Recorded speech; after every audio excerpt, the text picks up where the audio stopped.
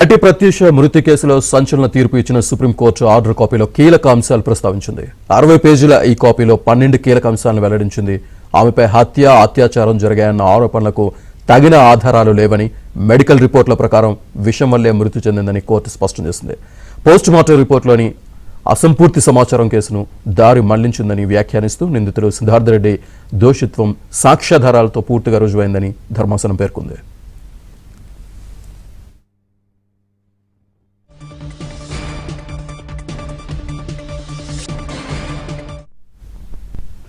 ముఖ్యంగా ఆత్మహత్యకు వాడిన పురుగుల మందును సిద్ధార్థ రెడ్డి స్వయంగా కొనుగోలు చేయడం ఆత్మహత్యకు ప్రేరేపించడమేనని కోర్టు నిర్ధారించింది. 2 వ్యక్తులు పరస్పర అంగీకారంతో ఆత్మహత్యకు యత్నించినప్పుడు ఒకరు మరణించి మరొకరు బతికితే ఆ మరణానికి బతుకున్న వ్యక్తే బాధ్యుడని చట్టపరంగా స్పష్టం చేస్తూ సిద్ధార్థ రెడ్డిని దోషిగా తేల్చింది.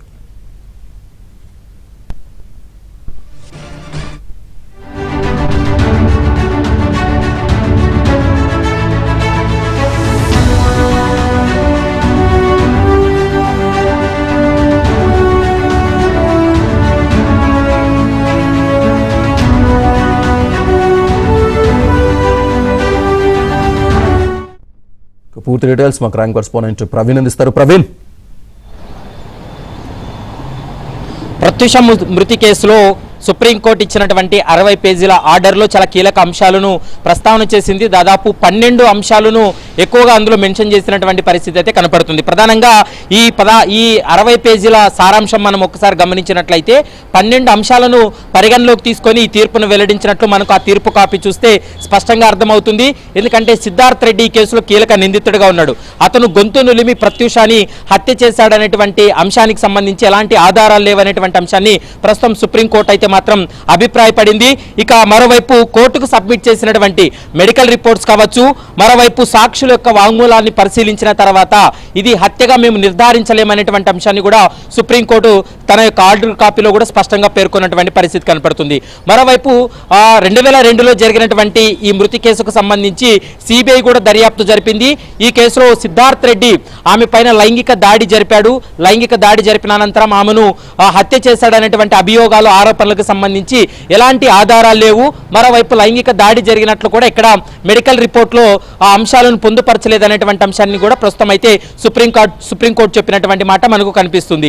మరోవైపు ఇందులో మరొక కీలకమైనటువంటి అంశం ఏంటంటే ఇది ఆ పురుగుల మందు అనేది ప్రాణాంతకమని తెలిసి కూడా సిద్ధార్థ్ రెడ్డి వాటిని కొనుగోలు చేసిన తర్వాత ఇద్దరు కలిసి, ఇటు ప్రత్యూష, సిద్ధార్థ్ రెడ్డి ఇద్దరు కలిసి ఆ పురుగుల మందు తాగారు. కానీ సిద్ధార్థ్ రెడ్డి బతికాడు, ఆమె చనిపోయింది. కాబట్టి అంటే ఇద్దరు కలిసి పురుగుల మందు తాగిన తర్వాత ఒకరు చనిపోయి ఒకరు బతికినట్లయితే సూసైడ్కు ప్రేరేపించేటువంటి అంశం కాబట్టి ఖచ్చితంగా అతన్నే బాధ్యుడవుతాడు, అతడే ఈ కేసులో కీలక నిందితుడు అవుతాడు అనేటువంటి అంశాన్ని కూడా ప్రస్తుతం సుప్రీంకోర్టు తన అభిప్రాయాన్ని వ్యక్తం చేయడం జరిగింది.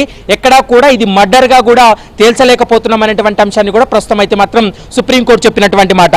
మరొక కీలకమైనటువంటి అంశం ఏంటంటే ఈ కేసు విచారణ జరుగుతున్నటువంటి సమయంలో చాలా కాలం తర్వాత ఆమె పైన లైంగిక దాడి జరిగిందని, హత్యకు గురైందనేటువంటి అంశాలు వెలుగులోకి వచ్చినటువంటి సమయంలో వాటిని ఆ ఆరోపణలను పరిగణలోకి తీసుకోలేమనేటువంటి అంశాన్ని కూడా ప్రస్తుతం సుప్రీంకోర్టు స్పష్టం చేస్తూ కూడా నిన్న కీలకమైనటువంటి తీర్పును వెల్లడించింది. 4 వారాల్లో నిందితుడిగా ఉన్నటువంటి సిద్ధార్థ్ రెడ్డి నాంపల్లి ట్రయల్ కోర్టు ఎక్కడైతే కొనసాగిందో ట్రయల్ కోర్టు ముందు తను లొంగిపోవాలంటూ కూడా ఆదేశాలు ఇచ్చినటువంటి పరిస్థితి కూడా కనపడుతుంది. మరోవైపు ఈ కేసులో అత్యంత కీలకమైనటువంటి పోస్ట్ మార్టం రిపోర్టు ఇందులో కొంత తప్పులు తడుగ్గా ఉంది. ఈ పోస్ట్ మార్టం రిపోర్ట్తో పాటు డాక్టర్ మునుస్వామి ఇచ్చినటువంటి రిపోర్ట్ ఏదైతే ఉందో అది అన్ప్రొఫెషనల్గా ఉందనేటువంటి అంశాన్ని కూడా చెప్పడం జరిగింది. ఎందుకంటే మునుస్వామి ఇచ్చినటువంటి రిపోర్ట్లో ఆమె పైన లైంగిక దాడి జరిగింది అనేటువంటి అంశాన్ని రిపోర్ట్ ఇచ్చినప్పటికీ కూడా దానికి సంబంధించినటువంటి సైంటిఫిక్ ఆధారాలు ఏవి లేకపోవడం, దానికి అంటే వీళ్ళు శాంపిల్స్ కావచ్చు, మరోవైపు ఆధారాలు కలెక్ట్ చేయడంలో కూడా ఎక్కడా కూడా అలాంటి లైంగిక దాడి జరిగినట్లు ఎక్కడ నిరూపణ కాలేదనేటువంటి అంశాన్ని కూడా ప్రస్తుతం అయితే మాత్రం సుప్రీంకోర్టు తన అభిప్రాయాన్ని వ్యక్తం చేసినట్లు మనకు ఈ యొక్క ఆర్డర్ కాపీలో చూస్తే మనకు స్పష్టంగా అర్థమవుతుంది. మరోవైపు ఈ కేసులో కీలక సాక్షిగా ఉన్నటువంటి నెంబర్ 34 వాంగ్మూలం ప్రధానంగా అయితే వారి వాగ్మూలం చాలా కీలకమని, ఆ వాగ్మూలం ఆధారంగా చేసుకొని ఈ తీర్పులో కీలక పాత్ర పోషించింది అనేటువంటి అంశాన్ని కూడా ప్రస్తుతం సుప్రీంకోర్టు తన అభిప్రాయాన్ని వ్యక్తం చేసింది.